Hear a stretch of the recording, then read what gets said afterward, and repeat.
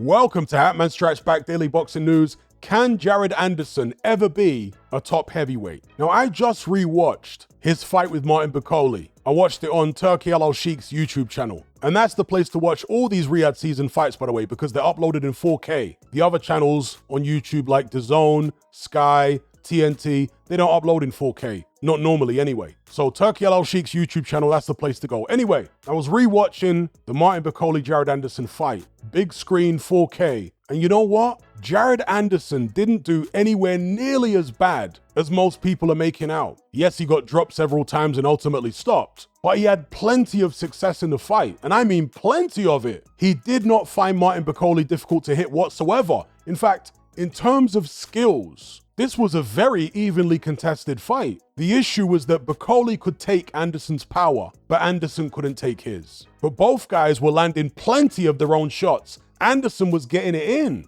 I'm sure most of you remember he was winning the first round quite comfortably up until the last 20 seconds when he got dropped. And he definitely won the fourth round as well. Go back and watch it. He definitely won that round. He had Martin Bakole breathing heavy actually in that fourth round because of all the body shots that Jared Anderson had landed throughout the fight. Not only that, but Anderson showed heart and he showed calmness under pressure, because a lot of young fighters under those circumstances would have panicked. But Anderson didn't panic. He was very calm after he got dropped, tried to stay with it, didn't go running around the ring. That might have been a better idea, but from a psychological perspective, he was still confident enough to exchange shots in the pocket. Some might say foolish enough, but he looked together to me for most of that fight, up until the end in the fifth round where Bakole finished him off. He didn't have a deer in the headlights look about him. Maybe when he got dropped in the first round for a few seconds he did. But in the second, third, and fourth rounds, no. He didn't look like a deer in the headlights at all. He looked like he was fully with it, and he was trying his best physically and strategically to get control of the fight. And so even though he lost, and he lost in brutal fashion, I think he showed qualities there that could potentially make him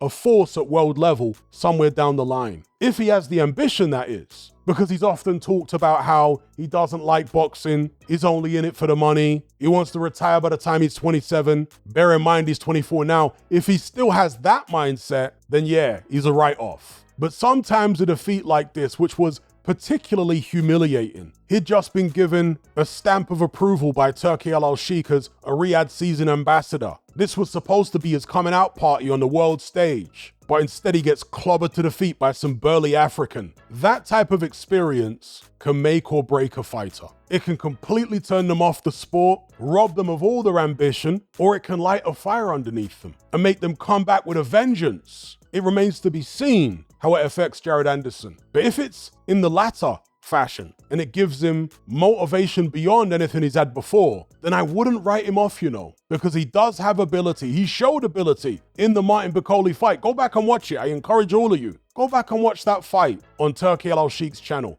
Big screen, 4K. And have a look at how good Jared Anderson's actually doing in between those knockdowns. He's doing well. He's landing plenty of shots, head and body. Bakole's actually blowing hard in the fourth round. And if Anderson's willing to stick around for the long haul, past the age of 27, I think his chances of being a top heavyweight increase. Because by that point, Usyk, Fury, AJ Wilder, Zhang, possibly Parker will be long gone. Bakole might even be gone by then. He's in his early 30s now. Anderson is currently 24. I could see him being one of the top heavyweights in 5 years' time. If he sticks with it and he has the right mindset, the talent actually is there. In 5 years' time, presumably, Daniel Dubois will be getting a little long in the tooth. He's 27 now. He'll be 33 then. Anderson will be 29. Wardley will be about 34. Bakole will be about 37 if he's still fighting. Itama will be what, 24? Richard Torres, he'll be about 30. Jalolov will be about 35. In fact, I should do a separate video about Jalolov.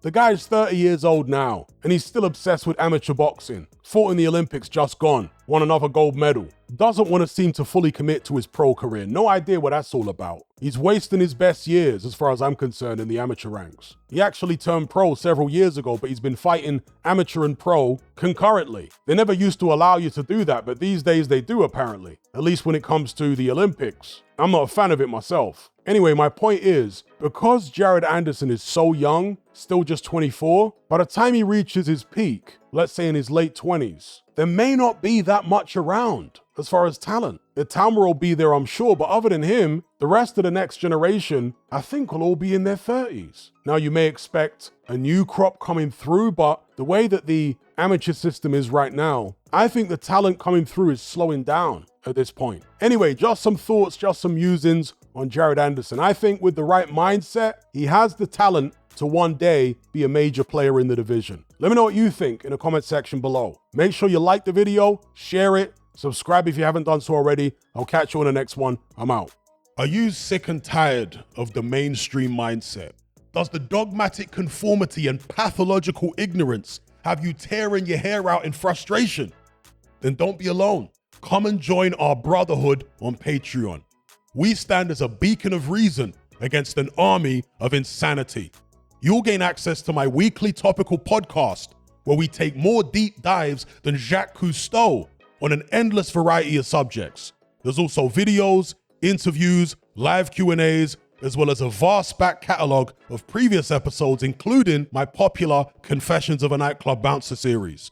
You can listen via the Patreon app or download in high-quality MP3. Connect with myself and hundreds of other members in our Element chat group. There's no contract, no commitment, you can cancel at any time, and it's cheaper than a Mickey D's McMuffin.